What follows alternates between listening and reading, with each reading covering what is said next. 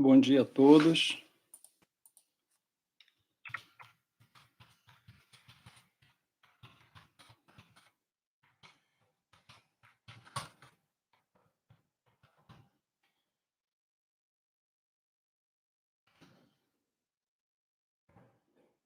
Bom dia a todos. Bom dia, Almir, Ana Maria, Ana Lúcia Marvila, a Cristina Valim, o Almir, já falei, Rodrigues, né? Domingos, desculpe. Então, ótimo que já estejam conosco aí. Daqui a pouquinho está na nossa hora, mas é importante que já tenham alguns irmãos conosco. A conexão parece que está direitinha, está boa, né? Está tudo correto. E o dia também está tranquilo, não tem nenhuma imprevisão que possa nos trazer problemas, né? Então, acredito que conseguiríamos uma boa transmissão. Hoje nós vamos continuar o assunto que a PEG já começou, da carta de Pedro, a primeira carta de Pedro, às igrejas, e nós vamos continuar esse estudo, que é um estudo interessante, difícil, né? Mas muito atual ainda, e muito didático da parte de Pedro. Nós vamos procurar entendê-lo, né, da melhor forma que nós pudermos. Mas a mensagem é muito interessante e aplicada para todos nós. Ainda mais hoje que vivemos, né, uns longe dos outros, dispersos, como estavam aquelas igrejas, né? Então, a gente precisa receber a mesma mensagem, mesmo estando distante uns dos outros. Daqui a pouquinho a gente já começa. Chegou mais irmãos, chegou a Helenita, Maria, Quintiliano, a Silvia Velasco, a Rose Sadala, a Helenita Maria, eu já tinha falado aqui, desculpe, a Ilza Santos, o Marcelo Cordeiro, né? A Carmen Figueroa. Então nós temos aí já bastante irmãos. Já temos bastante. Mas daqui a pouco teremos mais, né? Então, só aguardar mais um pouquinho. Hoje é um dia, né, muito feliz para todos nós, que é o dia da ressurreição de Cristo, que nós rememoramos, né, esse dia sempre aos domingos, e hoje é esse dia do domingo após a Páscoa, né, domingo de Páscoa. Então, para nós é o dia da nossa alegria, né, dia da alegria. O dia que o túmulo ficou vazio, né, que não foi mais encontrado no túmulo, que Jesus havia ressuscitado. Nós já estudamos isso na nossa classe, né? E foi muito interessante. Essa alegria, depois de tanto sofrimento, né? Então é isso. Mas daqui a pouquinho já vamos ter o nosso horário e nós vamos falar vários assuntos, né, assim, de nossa convivência, nosso interesse. E aí nós vamos começar a nossa lição. Eu fico contente que nós, apesar de tanto tempo já distante e afastados por causa dessa pandemia, nós ainda continuamos, né, coesos e interessados e nos comportando como família, né, como irmãos. Então isso é muito bom. Nós não gostaríamos de ter passado por nada disso, nenhum de nós, ninguém no mundo gostaria, mas nós estamos enfrentando isso com determinação, né? E outras pessoas em outras épocas já passaram por coisas piores, né?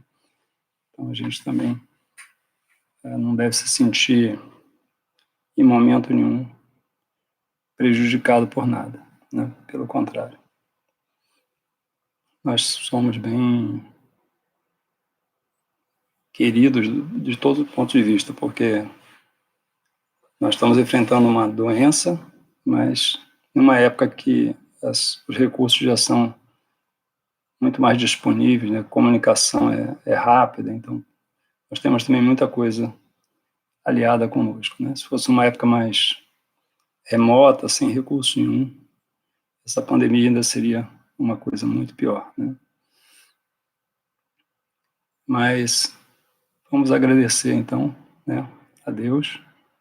Já está no nosso momento, já chegaram mais alguns irmãos, Carmen Figueroa, Jonathan Velasco, a Zélia Monteiro, que até me mandou também um questionário dela respondido, agradeço. Vamos fazer o seguinte, vamos fazer a nossa oração, né, e depois nós vamos fazer a leitura do nosso texto e começar o estudo da nossa lição. Senhor Deus, te agradecemos mais uma vez por estarmos aqui reunidos para o estudo da sua palavra. Senhor, te pedimos que nos oriente em cada parte, em cada versículo, em cada parte de cada versículo, para que nós possamos aproveitar ao máximo e construir, né, dentro de nós um conhecimento mais sólido, que esse conhecimento fique bem estabelecido conosco. Senhor, te agradecemos porque estamos sendo cuidados, estamos aqui com saúde. Te agradecemos pelos irmãos que estão sendo recuperados. O irmão Judson já está em casa. A irmã Ana Lúcia também, com mais dificuldade, mas está se recuperando já em casa. E te pedimos, Senhor, por todos aqueles que estão internados, te pedimos pelos irmãos familiares que têm que se desdobrar para tomar conta, às vezes, da pessoa internada, ou quando ela retorna para casa. Te pedimos por aqueles que estão também cuidando de outras pessoas que não são familiares, mas que ajudam os irmãos. Te pedimos, Senhor, por todos aqueles que têm passado dificuldades, para que, de alguma maneira, eles sejam vistos pelos que estejam próximos para serem ajudados. Te agradecemos também, Senhor, porque a nossa igreja tem conseguido ajudar, tem conseguido trabalhar pelos outros nesse momento. E isso é muito bom. Te agradecemos pela nossa saúde, pelo cuidado que o Senhor tem conosco, e te pedimos, então, que continue nos guardando. Agradecendo por tudo, em nome de Jesus, amém. Irmãos, agora está o Cleves, a Marli, né, a Luísa Maria Cabral, então, a Natália Decotelli, Zumira. Então, nós estamos aí já prontinhos para começar, né? Eu vou fazer uma leitura do texto bíblico na Nova Versão Internacional e depois nós vamos, então, começar a comentar o nosso texto. Vou fazer uma leitura de todo o texto, são 10 versículos, né? Nós estamos, então, em 1 Pedro, capítulo 2, versos de 1 a 10. Verso 1. Livrem-se, pois, de toda maldade e de todo engano, hipocrisia, inveja e de toda espécie de maledicência. Como crianças recém-nascidas, desejem de coração o leite espiritual puro, para que por meio dele cresçam para a salvação. Agora que provaram que o Senhor é bom, à medida que se aproximam dele, a pedra viva, rejeitada pelos homens, mas escolhida por Deus e preciosa para ele, vocês também estão sendo utilizados como pedras vivas na edificação de uma casa espiritual para serem sacerdócio santo, oferecendo sacrifícios espirituais aceitáveis a Deus por meio de Jesus Cristo. Pois assim é dito na Escritura: eis que ponho em Sião uma pedra angular, escolhida e preciosa, e aquele que nela confia jamais será envergonhado. Portanto, para vocês, os que creem, esta pedra é preciosa, mas para os que não creem, a pedra que os construtores rejeitaram tornou-se a pedra angular, e pedra de tropeço e rocha que faz cair. Os que não creem tropeçam, porque desobedecem a mensagem para o que também foram destinados. Vocês, porém, são geração eleita, sacerdócio real, nação santa, povo exclusivo de Deus, para anunciar as grandezas daquele que os chamou das trevas para a sua maravilhosa luz. Antes, vocês nem sequer eram povo, mas agora são povo de Deus. Não haviam recebido misericórdia, mas agora a receberam. né? Então, nós temos aqui primeiro uma advertência, né, daquilo que nós devemos largar, né, aquilo que pode nos atrapalhar, e depois mostrando a importância, a nossa participação que nós temos nas coisas de Deus, né? Então, a gente vai começar. Eu tinha mandado um texto, um questionário, com também alguns comentários, né? E o Pedro, aqui nessa carta, nessa passagem, né, ele apresenta as condições para o nosso crescimento espiritual e nos questiona sobre o nosso novo nascimento, né? Ele apresenta aqui a pedra angular de Sião para a mudança real de nossas vidas e a pedra de tropeço para os descrentes. Então, essa mesma pedra angular pode também ser a pedra de tropeço, né? Nós vamos ver depois, ao longo aqui da nossa classe. Descreve as características do povo escolhido e as condições para o sacerdócio real, né? Então, ele vai falar aqui como que nós podemos crescer espiritualmente, né? E vai apresentar a pedra angular e também vai apresentar as condições, né, do povo escolhido para o sacerdócio real, né? E as condições para o sacerdócio real. As condições iniciais para a vida cristã, né, nós precisamos, para viver uma vida regenerada, então é preciso viver de forma voluntária, né, e abandonarmos, então, algumas coisas que impedem essa vida cristã. Então, são características, vamos dizer, de uma velha vida, né, que nós não podemos deixar que ela permaneça, essas características, dentro da nossa nova vida. Então, nós vamos ler aqui no versículo 2:1, né, mas ele coloca coisas como, por exemplo, a malícia, a inveja, né, as reclamações, a pessoa que fica reclamando o tempo todo, para que nós possamos, então, conhecer a alegria dessa nova vida. Então, se nós não abandonarmos essas características, né, a gente fica sempre atrapalhado, né? Então, nós vamos ver isso durante a lição. Nós já temos mais, né, tem mais gente também que eu não tinha falado, a Marli de Matos, a PEG, não sei se eu tinha colocado eles, Marcos Bernardo, a Valdete, a Cremildo Decotelli, Luísa Maria Cabral. Desculpe se eu pulei alguém. Mas, bom dia a todos, então. Valdete agora. Vamos aqui ao nosso texto, né? Então, eu vou ler aqui de novo o 2:1, né? Livrem-se, pois, de toda maldade, de todo engano, hipocrisia, inveja e de toda espécie de maledicência. Olha, eu tentei, lógico que todos nós, basicamente, conhecemos o significado dessas palavras, né? Eu vou só retomar um pouquinho. Quando falo em malícia, né? Malícia, quando eu era pequeno, assim, os primeiros significados da palavra malícia para mim é quando você olhava de forma maliciosa, né? Quando você olhava de forma desejosa, alguma visão mais sexual, né? Então, isso que era malícia para mim na época.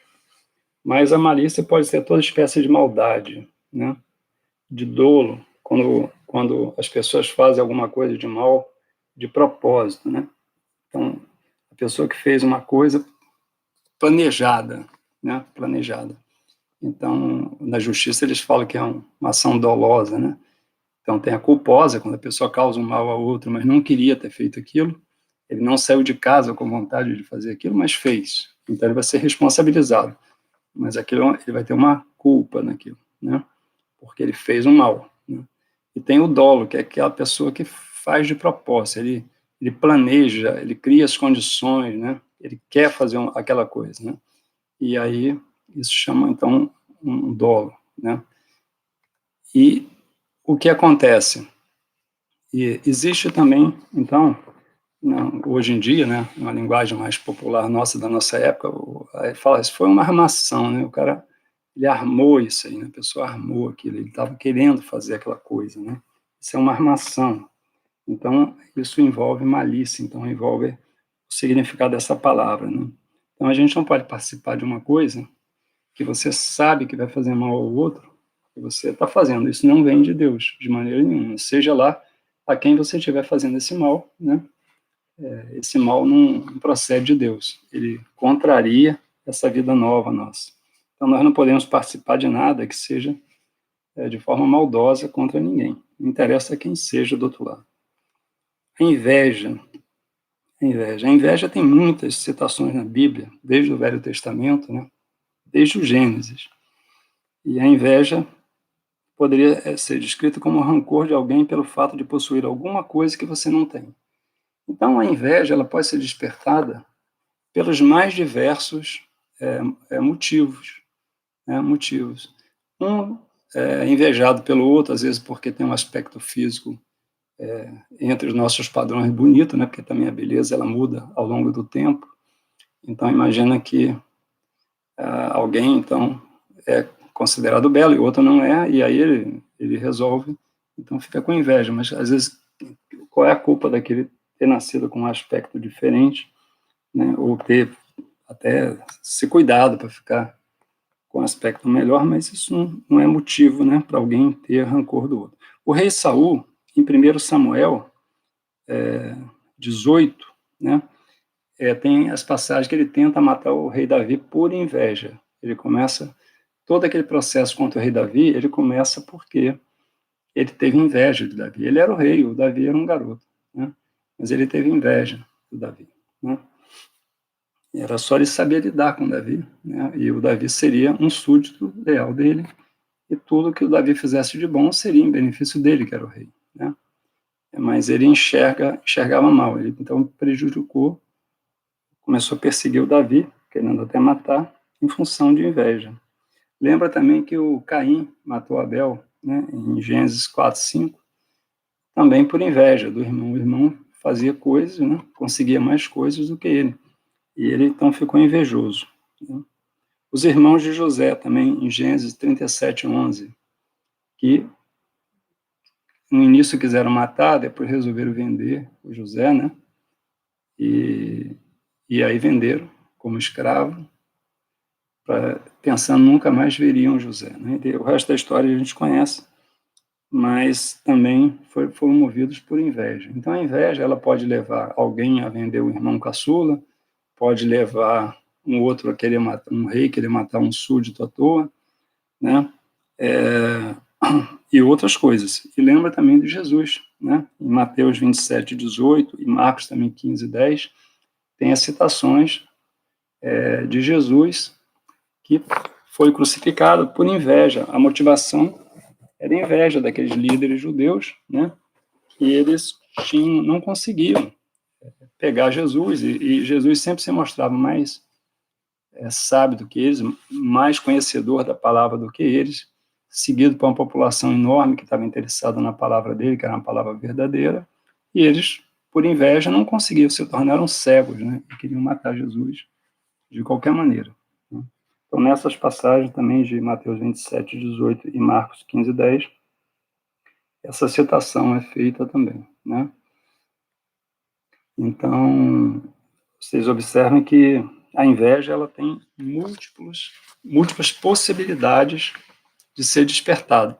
Ela pode ser despertada em milhares de facetas, né? Como se fosse uma pedra com muitas facetas, muitos lados você poderia ver a mesma pedra. Então, a inveja é assim, ela tem várias formas de ser estimulada, Então, uma característica que a gente deve combater porque ela é extremamente perigosa, e as consequências são essas as piores, né? Pode chegar até na morte de uma pessoa, né?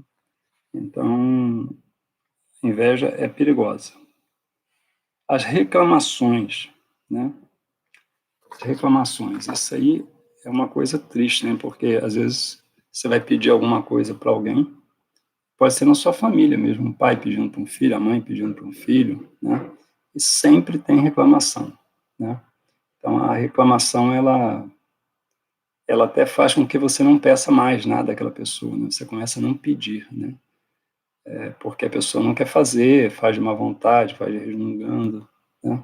E isso é uma característica também que deve ser abandonada por nós, né? Senão você não vai conseguir conhecer a alegria, né? Então, livrem-se, ele começa no versículo, livrem-se, pois, de toda maldade, de todo engano. Engano eu pulei aqui, é engano mesmo, de enganar as pessoas, né? Enganar as pessoas. E tem pessoas que até querem ser enganadas, né? Tá vendo esse caso dessa vacina lá em Minas? Um monte de gente com dinheiro, querendo furar a fila da vacina, arruma uma trambiqueira para vacinar eles, possivelmente com soro fisiológico. E essa ainda vai ser a melhor situação para todas aquelas pessoas, porque se a vacina foi roubada, a situação vai ser pior ainda, né?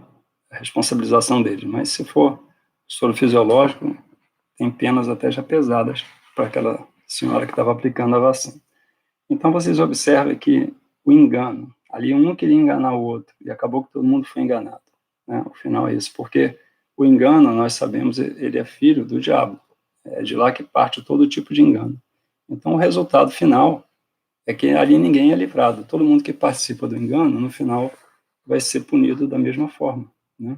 Vai se misturar com uma coisa que tem procedência maligna. Então, o final é triste. Então, todas essas coisas, essas espertezas que a gente fala, né, elas são de origem maligna e não servem para nada. Não quer dizer que um crente não possa agir com inteligência, planejar as coisas, querer. Mas eu estou falando de coisas, aí seriam coisas boas que você está planejando na sua vida, e qualquer outra pessoa pode fazer isso, não tem nada demais. Engano é outra coisa, você querer enganar pessoas, né? Prejudicar alguém em seu benefício, né? Usando de estratégias completamente ilegais e imorais, né? Como é esse caso que eu citei. Mas ali você vê que o resultado final, além de não terem tomado a vacina, além de serem agora chamados muitas vezes para ir na polícia, na justiça, gastarem dinheiro com advogado e outras coisas, com o tempo deles, né? Eles não conseguiram a tal da vacina e se desmoralizam perante a sociedade. O nome deles sai em jornal e tudo mais. Então, é uma coisa que não que está mandando a gente se afastar disso aí, né?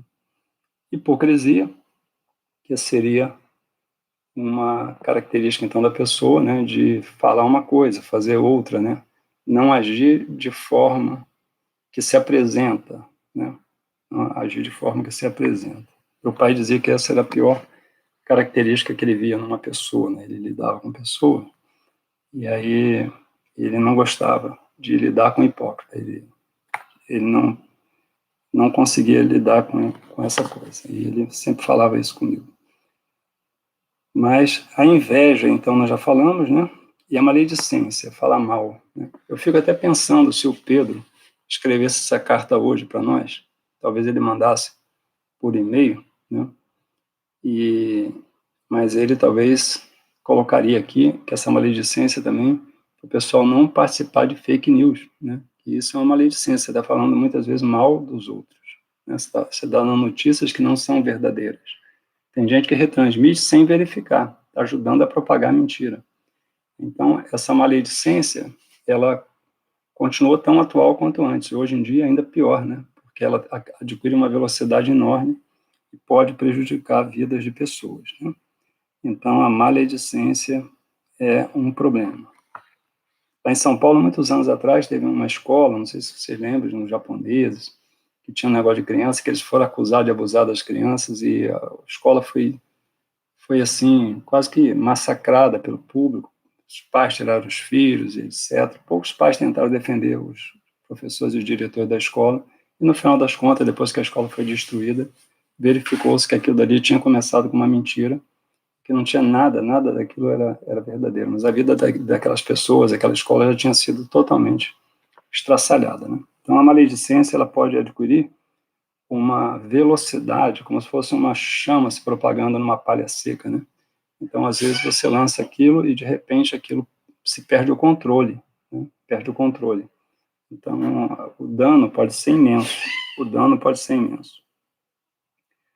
E nós temos aqui, então, já visto esses significados dessas palavras, né? ele fala, então, para a gente se livrar dessa coisa, né? E mesmo em outras cartas, esse assunto era tão importante na época, que outras cartas também foram escritas com esse mesmo sentido, né? Com o mesmo sentido. Então, se nós formos em Efésios 4, de 22 a 25, por exemplo, tem Colossenses 3, capítulo 3, verso 8, aos Hebreus, na carta aos Hebreus, 12, capítulo 12, verso 1, e Tiago, a carta de Tiago, no capítulo 1, verso 21, todos nos mostram, eu vou ler aqui pelo menos o Efésios, mostram como essa carga era pesada, né? Essa carga, esse tipo de característica de pecado, como que eles pesam na nossa vida e como que eles atrapalham a nossa vida, né? Por isso que eles estão falando que essa carga pesada precisa ser desprezada, despojada, ela tem que sair de cima da gente, ela não pode mais continuar conosco, né? Então, eu vou ler aqui para vocês esse Efésios 4, 22 a 25. Aqui. Quanto à maneira antiga de viver, vocês foram instruídos a deixar de lado a velha fraqueza, que se corrompe segundo desejos enganosos, a se deixar renovar no espírito do entendimento de vocês, e a revestir da nova natureza criada segundo Deus, em justiça e retidão procedentes da verdade, né? Então, quanto à maneira antiga de vocês foram instruídos a deixar de lado a velha natureza, né?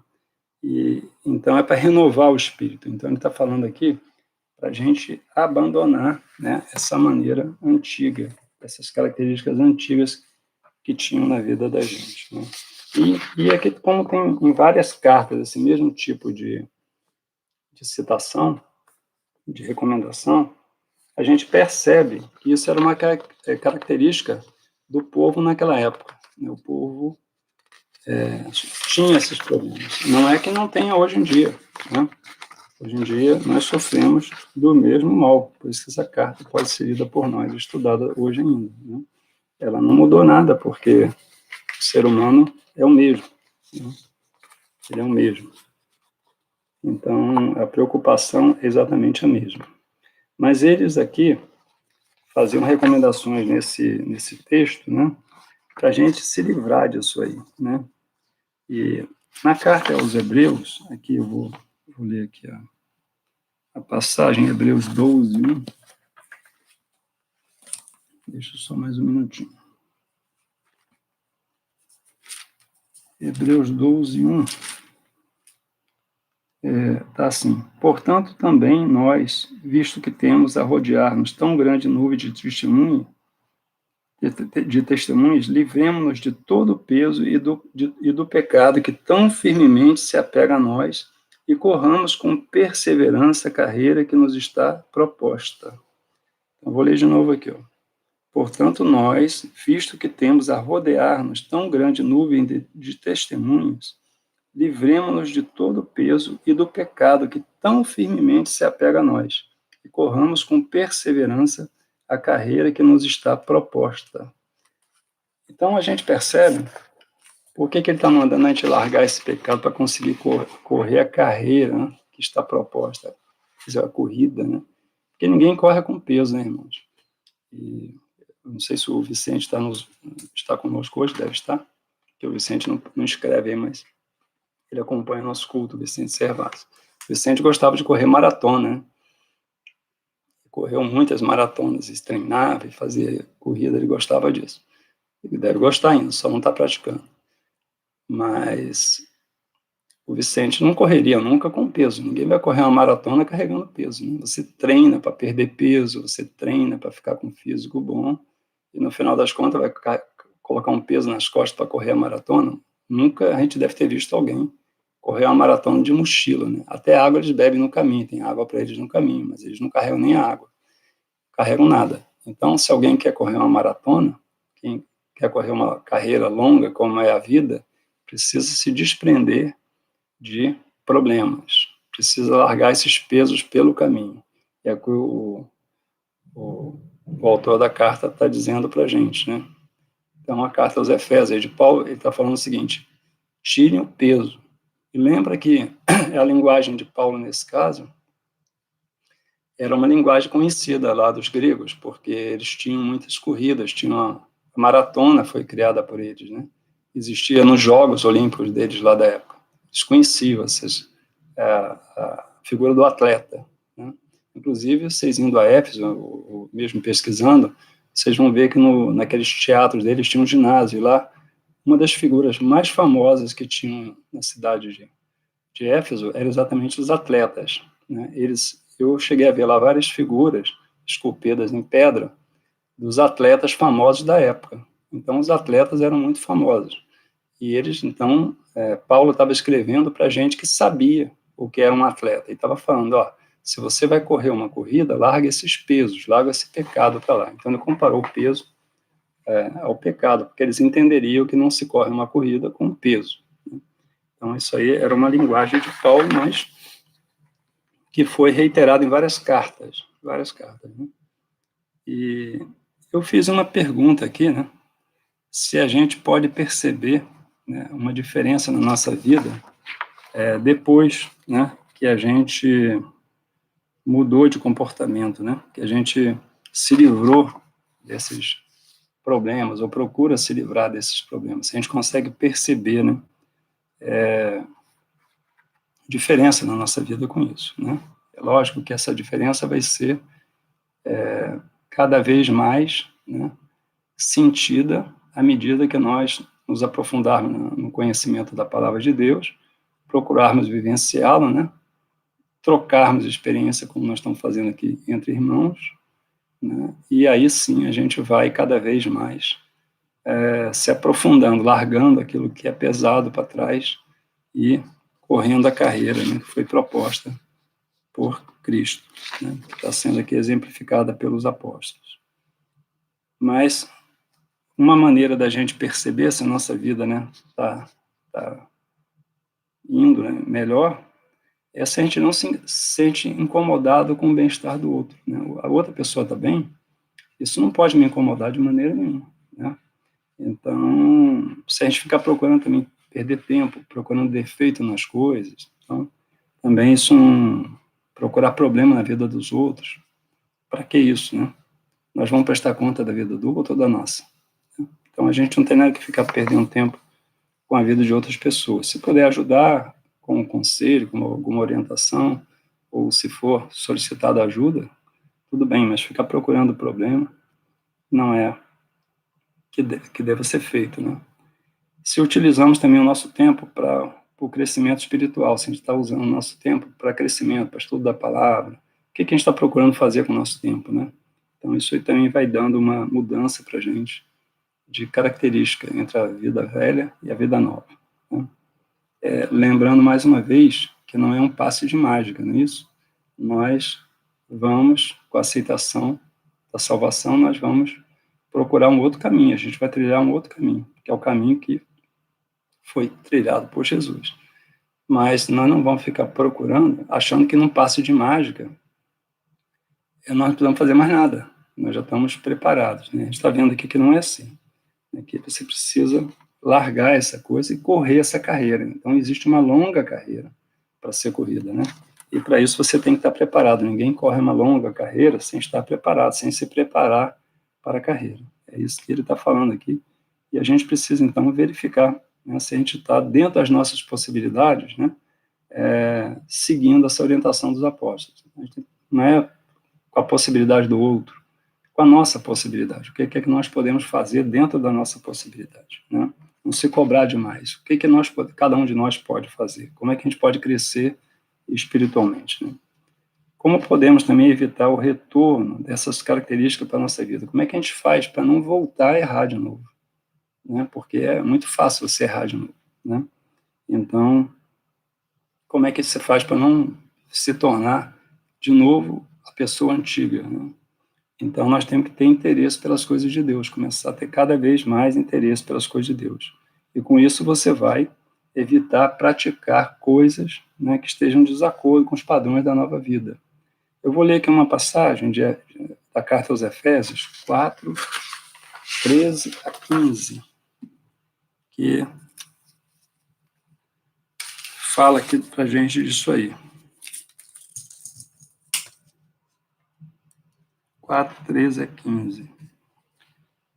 Efésios 4, até 13, né? Até que todos cheguemos à unidade da fé e do pleno conhecimento do Filho de Deus, ao estado de pessoa madura, à medida da estatura da plenitude de Cristo, para que não mais sejamos como crianças, arrastados pelas ondas e levados de um lado para outro por qualquer vento de doutrina, pela artimanha das pessoas, pela astúcia com que induzem ao erro.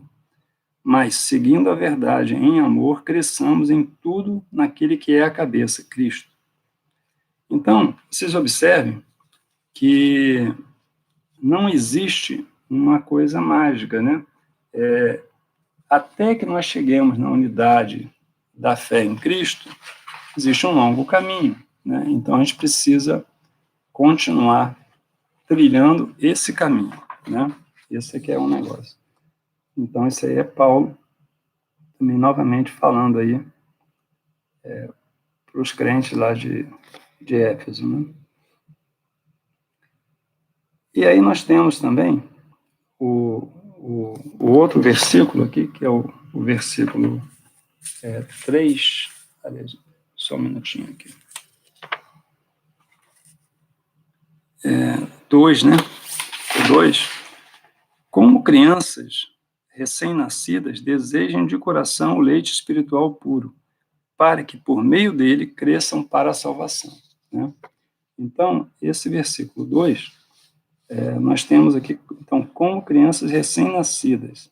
A criança recém-nascida, ela já nasce, né, procurando lá o peito da mãe.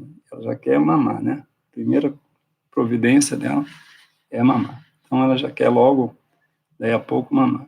Então, o que acontece? E ela precisa daquele leite da mãe, né? O leite materno é muito importante, é fundamental, a gente sabe disso, né? E aqui ele está usando essa figura, colocando, então, a necessidade do crente novo, que ser um bebê, né? Ele é um bebê, e ele precisa de leite espiritual, puro, né?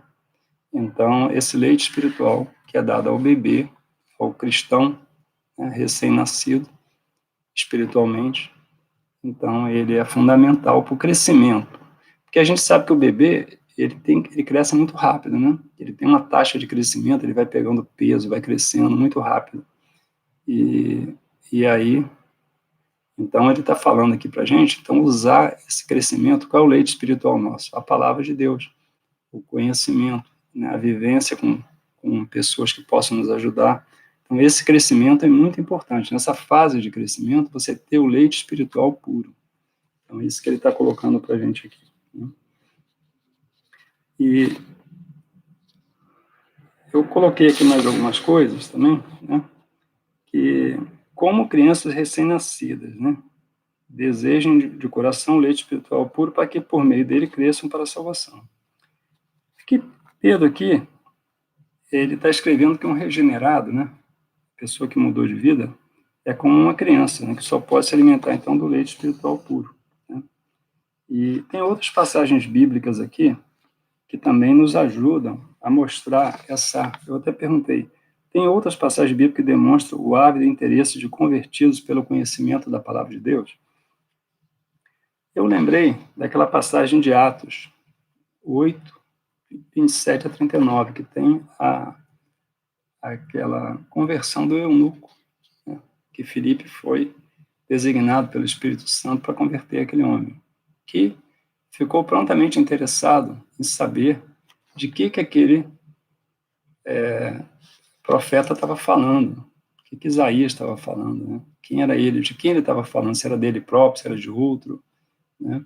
E aí foi Filipe explicando para ele, e ele interessado naquilo tudo, e ele falou, então por que eu não posso ser batizado? Ele já tinha entendido o batismo, já queria ser batizado, e ele mesmo já encontrou a água, e já foi batizado ali mesmo, e já resolveu, e continuou estudando, e Filipe então foi arrebatado pelo Espírito Santo e voltou para o caminho dele, né? Então, você observa como que uma pessoa convertida, ela tem interesse ávido, né, pela palavra de Deus, pelo conhecimento. Nós vemos muito na nossa igreja pessoas que se convertem, começam a frequentar e começam a ir na classe dos novos crentes, e começam a querer participar de tudo, né, porque eles efetivamente foram convertidos, né. Então, eles estão ali querendo um crescimento espiritual, tá? Crescimento espiritual. Agora nós vamos continuar aqui no nosso texto e nós vamos estar com o verso 3, e ele fala assim, então, e agora que provaram que o Senhor é bom, né? E agora que provaram que o Senhor é bom. Então, essa prova aqui que o Senhor é bom, ela aparece, né? A ideia, então, não é assim, agora que provaram, não é a ideia de pedir prova de Deus, para ele demonstrar para você, para ele provar, prova para mim que o Senhor é bom, que depois eu faço isso, não é isso. É uma questão de você ir com fé em direção a Deus, né? E naturalmente você vai perceber a bondade dele, que já começa até com a benignidade de nos perdoar, né? De nos aceitar, de perdoar cada vez que nós erramos, né? Então isso já é a bondade dele, né? Então não precisa fazer um teste, isso é uma coisa, é um passo de confiança que a gente dá em direção a Deus. Então não é um teste que você faz, você vai fazer um passo de confiança em direção a ele, e você vai então perceber a bondade dele, porque você vai estar próximo, estando próximo você vai receber a bondade dele, isso aí é natural, né? Eu tinha pedido algumas passagens, né? E as duas que eu vi mais convenientes, também recebi a indicação, mas as que eu percebo mais convenientes, Salmo 73, 1, né? Deus é bom para os limpos de coração. O Salmo fala que Deus é bom para os limpos de coração, então é importante isso também. Por isso que é importante abandonar esses defeitos que nós citamos antes aqui no verso 1, né? Então, que o Pedro escreveu, né, nos alertando. Então, porque Deus é bom para os limpos de coração. Isso é Salmo 73, 1. Né? E o Salmo 63, verso 8, fala assim, bom, pronto a perdoar e abundante em benignidade. Então, Deus é bom e está pronto para perdoar, né? Então, ele está sempre pronto a perdoar. Não é para a gente errar e ser perdoado, não é isso. Mas ele está pronto a perdoar, né? Então, a bondade dele reside também nisso, né? Também nisso. Agora tem uma parte que é a parte que fala da pedra, né? De como que da questão da pedra rejeitada, da pedra angular, da pedra viva, né? E eu vou ler aqui os versículos e depois a gente começa aqui a conversar, né? Um pouco mais. Verso 4, 2:4. À medida que se aproximam dele, a pedra viva, eu vou ler então o anterior para poder a gente dar continuidade, que é o 2, 3, depois a gente continua aqui no 4. Como crianças recém-nascidas desejam de coração o leite espiritual para que por meio dele cresçam para a salvação, agora que provaram que o Senhor é bom. À medida que se aproximam dele, a pedra viva, rejeitada pelos homens, mas escolhida por Deus e preciosa para ele, então, e o verso 5, vocês também estão sendo utilizados como pedras vivas na edificação de uma casa espiritual para serem sacerdócio santo, oferecendo sacrifícios espirituais aceitáveis a Deus por meio de Jesus Cristo. Então, irmãos, eu não sei se todos, né, eu pelo menos, até pouco tempo não tinha a visão correta dessa pedra viva, pelo menos no sentido que ela é entendida em Israel, também mesmo até da pedra angular. A pedra angular até você encontra ela com dois tipos de pedra que poderiam ser, né? Mas eu queria primeiro tentar conversar um pouquinho sobre o que é a pedra viva em Israel, né? E o que é a pedra angular, né? Também. E aí a gente vai entender por que essa pedra é citada desde o Velho Testamento, esse tipo de pedras são citadas desde o Velho Testamento, e todo mundo entendia, né? Qual a nossa dificuldade em entender? Porque a gente não sabe exatamente o significado, né?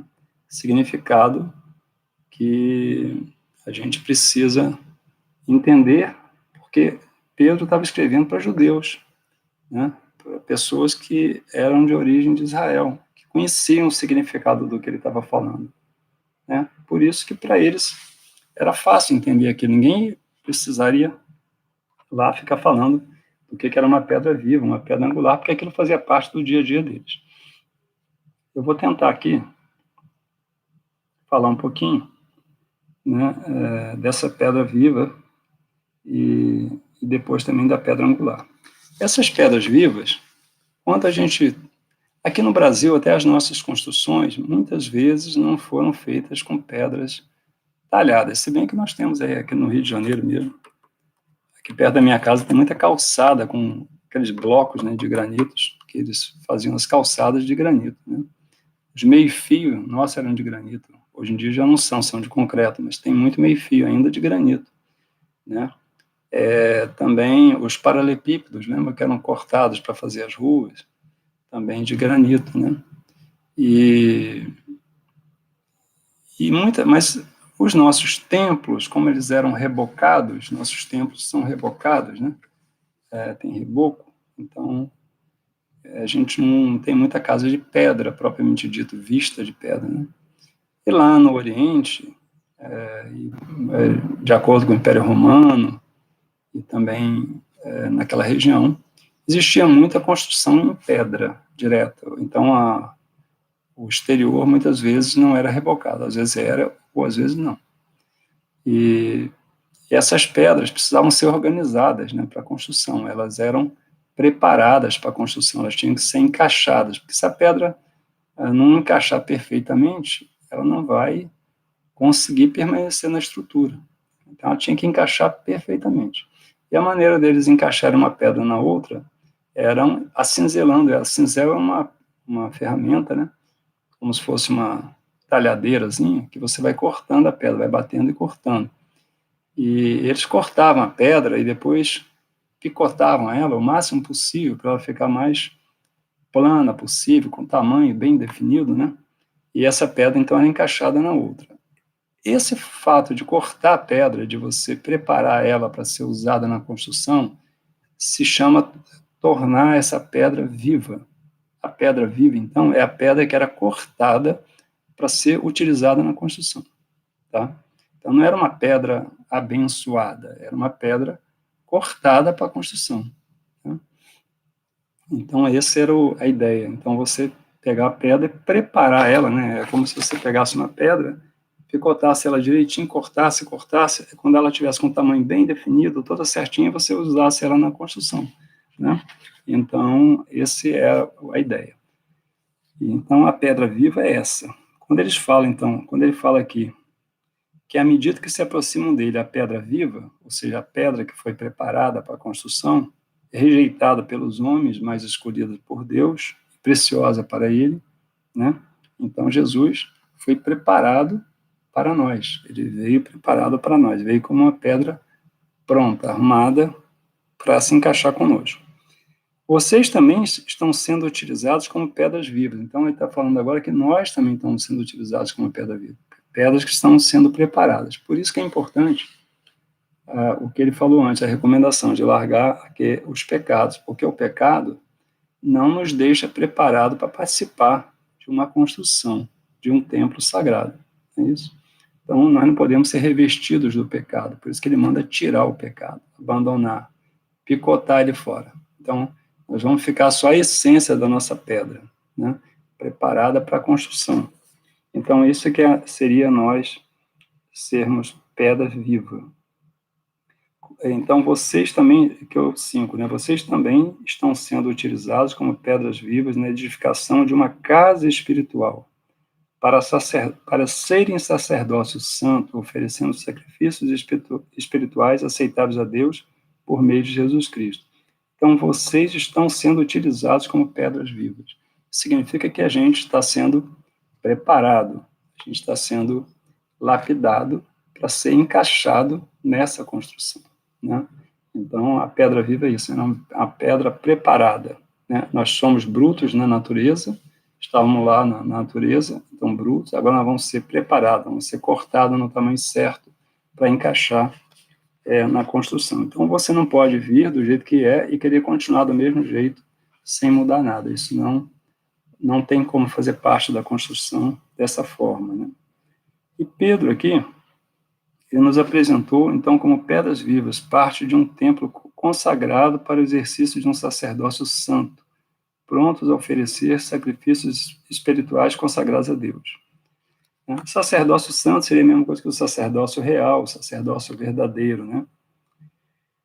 E Paulo, nas cartas dele, ele retrata a igreja como um corpo com Cristo, sendo a cabeça e cada um crente como um membro. Então, Pedro coloca a gente como um templo, parte de um templo, né? Em que nós seríamos as pedras vivas, e Paulo nos coloca como parte de um corpo, em que Cristo é a cabeça. Né? Cristo é a cabeça. Então, você observa que os dois utilizam figuras diferentes, né? Mas para o mesmo tema, né? Eu vou ler aqui a carta de Paulo aos Efésios, 2, 20 a 22. Tá? Então, capítulo 2 de Efésios, 20 a 22. Então, nós estamos aqui com o seguinte texto, ó. Edificados sobre o fundamento dos apóstolos e profetas, sendo ele mesmo Cristo Jesus a pedra angular. Nele todo edifício bem ajustado cresce para ser um santuário dedicado ao Senhor.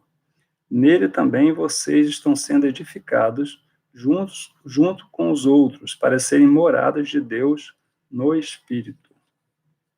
Então, você observa aqui então que a gente está sendo preparado, né, para ser essa morada, um edifício espiritual, né, um edifício espiritual. Por isso essa pedra viva vai fazer parte de um edifício espiritual, né? Então, essa é a coisa. E nós temos também aqui a carta aos Hebreus. A carta aos Hebreus também é muito interessante. Capítulo 3, verso 6. 3, verso 6. Então, nós temos aqui uma coisa também bem interessante para ler. Então, ele fala assim: Cristo, porém, como Filho, é fiel em sua casa. Esta casa somos nós, se guardarmos firme a ousadia e a exultação da esperança. Então, essa casa que Cristo habita, somos nós, que ele está falando aqui, em Hebreus 3, 6. Né? A casa de Cristo somos nós. Uma casa que tem que ser muito bem preparada e mantida, não é isso? Uma casa muito bem preparada e mantida. É como se você recebesse a visita mais importante do mundo na sua casa. Então, e essa pessoa quisesse morar com você daí em diante. Imagina uma pessoa muito importante, a mais importante do mundo, querendo morar na sua casa. Então, é uma casa que tem que ser realmente bem preparada, né? Está bem preparada mesmo. E esse é o cuidado que a gente deve ter. No verso 6 está escrito assim: pois assim é dito na Escritura, eis que ponho em Sião uma pedra angular, escolhida e preciosa, e aquele que nela confia jamais será envergonhado. Aí, novamente, Pedro e Paulo, várias vezes eles utilizam passagens do Velho Testamento, conhecimento do Velho Testamento, nas cartas que eles escreviam, porque as pessoas, os judeus, eles conheciam o Velho Testamento, conheciam os livros sagrados. Então, quando eles usavam passagens, as pessoas conheciam, isso ajudava eles no entendimento e na comunicação com essas pessoas, né? Também mostrava que eles estavam falando de coisas sagradas, né? Estavam dando uma interpretação para os livros que eles já conheciam, né? E aqui Pedro, ele apresentou textos de Isaías, 8:14 a 16 e 28:16. Esse 28:16, eis que põe em Sião a pedra angular, né, escolhida e preciosa, e aquele que nela confia jamais será envergonhado. Ele também é citado por Paulo, na carta aos Romanos 10, versículo 11. Né? Então, aqui, Isaías 28:16, eu vou ler aqui rapidamente, 28:16, nós temos aqui, ó, portanto, assim diz o Senhor Deus, eis que ponho em Sião uma pedra já provada, pedra preciosa, angular, solidamente assentada, aquele que crer não foge. Vamos lembrar que é do solidamente assentada, isso vai me ajudar aqui na explicação. Então, esse aqui é Isaías, né? 28:16. E aí, Paulo também cita essa mesma citação, então, na carta aos Romanos 10:11. Né? Então, ele aqui já fala, então, da pedra angular. Né? Essa pedra angular, eu mandei na miniatura do YouTube para vocês, né? Naquela chamada do YouTube, tem uma figura, tem um tipo de um arco. E na parte superior do arco, até tem no desenhozinho, está com uma cor diferente. Ele tem uma pedra encaixada, e aquela pedra tem uma cor diferente ali no desenho, né? Nem a foto, é um desenho. E o que é a pedra angular? É aquela pedra do desenho, aquela partezinha que forma um tipo de um V cortado, né? Ela é como se fosse um V, aqui embaixo ela é cortada, né? Como se fosse uma figura de um vaso nosso aqui por cima, assim. E essa pedra, ela encaixa naquele arco. Todas as construções, elas tinham um arco. Uma ponte, ela tem um arco, né? Um prédio grande. Então, eles formavam arcos, que era para segurar a estrutura superior, o telhado, o vento, a pressão do vento, a chuva, né? Então, toda aquela estrutura superior, ela se apoiava nesses arcos. E o arco, a pedra central, que segurava toda a pressão, era exatamente essa pedra angular, essa pedra que fica lá em cima, no topo do arco. Ela encaixa as pedras que vêm de um lado e do outro, e então eles entravam com uma pedra ali no tamanho certinho, e essa pedra encaixava, e quanto mais pressão você fizesse nessa pedra, mais ela suportava a pressão, então, das pedras laterais do arco. Então, se ela fosse de má qualidade, ela esfacelava toda e a construção caía, porque tudo estava o peso todo é calcado nessa pedra. E toda a força, né, os vetores lá de força, eles se convergiam para esse ponto dessa pedra, que era a pedra angular. Então, essa pedra angular ela fica no topo dos arcos. E você vê que, hoje em dia, lá em Israel mesmo tem, e tem na Europa toda, pontes romanas que até hoje estão funcionando e passando carro atual. Lá em Paris tem vários lugares. Pontes antiquíssimas, né? Em Portugal, tem na França, né? Tem na Itália muitas pontes, tem em Israel. Então, você tem pontes romanas, pontes que estão em estradas hoje asfaltadas, passando carro direto, e elas não caem, porque essa pedra angular está lá segurando tudo. Né? Então, ele usa aqui a figura da pedra angular, e a pedra angular é Jesus Cristo, que é a pedra que suporta todas essas pressões nessa estrutura. Né? Mas ela é a pedra que a gente pode confiar. Por isso que, numa outra passagem que eu já li aqui hoje, e eu vou ler de novo, que fala que é a pedra que não faz cair, é a pedra que suporta, tá? Porque é ela que está suportando tudo. Se ela esfacelar, cai tudo, acabou tudo. Né? Então a igreja ela é baseada nessa pedra angular, essa pedra que suporta todas. Mas nós fazemos parte dessa estrutura porque se nós nos transformarmos em pedras vivas, pedras que sejam preparadas para fazer parte da estrutura. Mas no final, todos nós juntos vamos ser toda a pressão que nós sofrermos vai ser descarregada em cima de Jesus Cristo. Ele que é a pedra angular, é ele que suporta tudo. Ele é a figura central, é a pedra central, é onde todas as forças convergem, né? E ali é que precisa ter uma pedra, então, que seja confiável, né? E essa pedra é Jesus. Então, essa é a ideia da pedra angular e da pedra viva, né? Não fazem parte muito do nosso dia a dia, mas a gente consegue também entender isso aí. Aqui no verso 7, fala assim, portanto vocês os que creem, portanto, para vocês, os que creem, esta pedra é preciosa, mas para os que não creem, a pedra que os construtores rejeitaram tornou-se a pedra angular. Né? Então, para nós, não tem nenhum problema. Né? Então, para vocês que creem, esta pedra é preciosa, mas para os que não creem, né, a pedra que os construtores rejeitaram tornou-se a pedra angular. Eles rejeitaram a pedra angular. Então, o construtor que rejeitar essa pedra mais importante, a construção dele não vai parar em pé.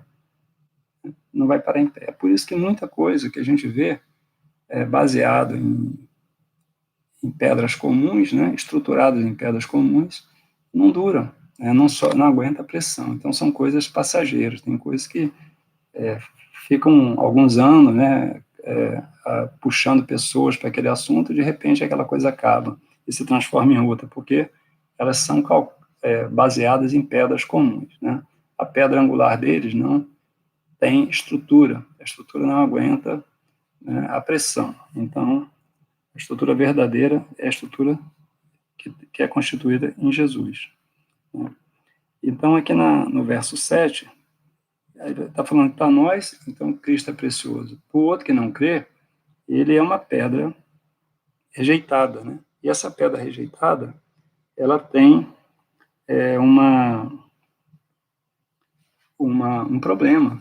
Né? Ela é um problema, porque ela não vai ser colocada no lugar certo. A pedra angular, ela tem um tamanho certinho para entrar naquele ponto lá. Ela não é maior nem menor, ela encaixa perfeitamente. Se você rejeita a pedra perfeita, o que vai acontecer? Você não vai conseguir a pedra correta e a sua estrutura não vai dar certo. Né? Então, o que os construtores da época fizeram foi rejeitar Jesus. Eles não quiseram Jesus. Né? Então, eles perderam a oportunidade de ter a construção perfeita. Né? Então, o Pedro aqui, Pedro e Paulo, né? Eu até perguntei aqui, por que se não houver aqui essa aceitação, né, a pedra será inútil e não servirá para nada, passando a atrapalhar a vida dos incrédulos. Né? Pedro citava aqui passagens do Antigo Testamento, conhecido dos judeus, facilitando assim a compreensão para todos. O que Pedro procurava demonstrar com isso? Eu tinha feito uma pergunta. Né? Ele estava mostrando, na minha opinião, que o mesmo Cristo que eles estavam ouvindo agora falar era aquele que tinha sido citado pelos profetas. Né? Então, ele mostrava a passagem dos profetas e mostrava agora a aplicação na vida deles. Né? E, com isso, ele conseguia trazer o conhecimento que eles já tinham, avivar o conhecimento que eles já tinham nas Escrituras para essa nova experiência que já tinha sido a vinda de Cristo para a redenção de todos. Né?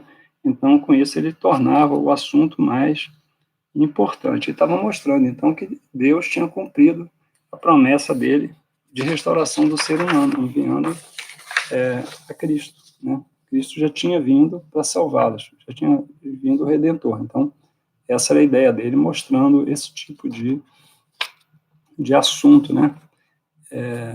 Para eles. Então, ele era didático, porque ele mostrava um assunto que eles já conheciam e mostrava a aplicação para eles, né? Na aceitação de Cristo. E a pedra angular para eles era uma coisa conhecida, porque fazia parte das construções da época, né? Eles sabiam da importância dela. Né? Então, isso era importante. Voltando ainda aqui a Isaías 8,14, né? Eu vou ler de novo aqui, rapidinho. Aqui nós temos Isaías 8,14. Nós temos aqui...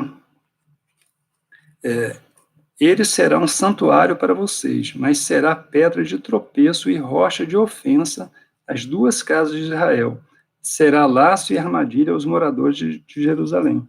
Porque a gente sabe muito bem que ele até chorou por Jerusalém, né? E ele, quando viu, né? Naquela semana que ele estava descendo para Jerusalém, porque eles rejeitaram ele, né? Rejeitaram ele. Então, eles rejeitaram a mensagem que eles tinham recebido, né?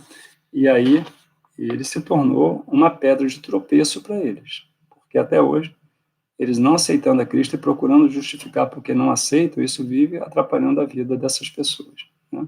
Todo mundo que fica tentando justificar que ele não era um Messias, até hoje ficam se prejudicando. Por isso que Cristo virou uma pedra de tropeço para essas pessoas, porque eles não aceitam e vivem tentando justificar que ele não é a pessoa certa, né? Que ainda virá um outro ainda, né? No verso 9, nós estamos já com o tempo em cima, eu só vou encerrar aqui. No verso 9, vocês, porém, serão a geração eleita, sacerdócio real, nação santa, povo exclusivo de Deus, para anunciar as grandezas daquele que o chamou das trevas para a sua maravilhosa luz, né? Então,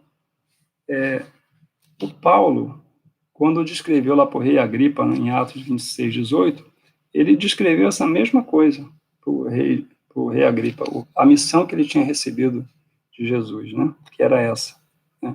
Então, isso aqui, em Atos 26, 18, ele descreveu exatamente isso, né?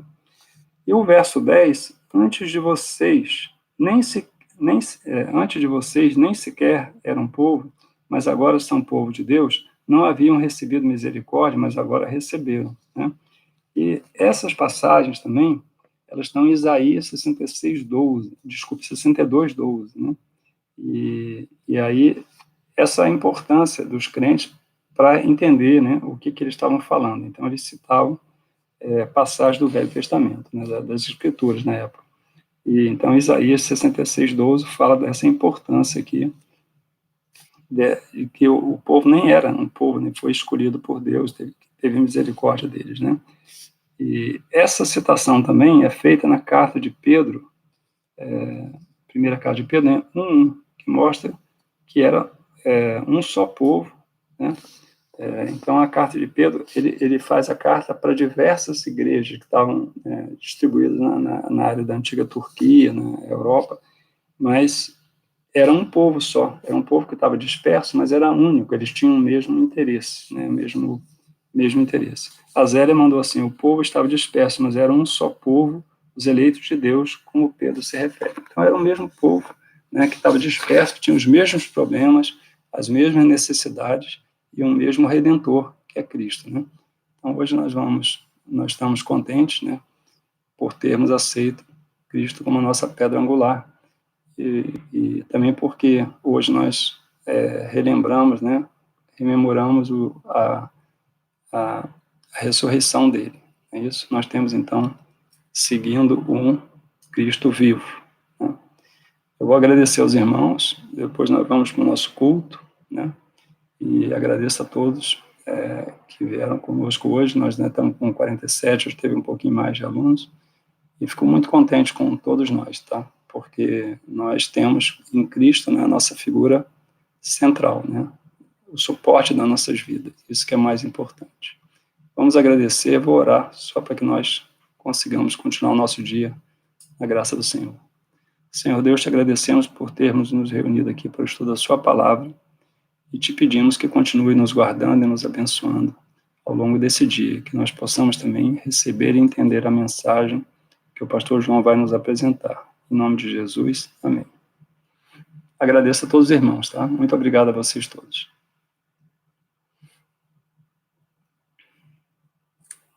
Obrigado a todos, tá? E ficamos muito contentes de termos estado juntos. Domingo que vem vamos continuar com a nossa mensagem, com o nosso estudo. É isso. Muito obrigado.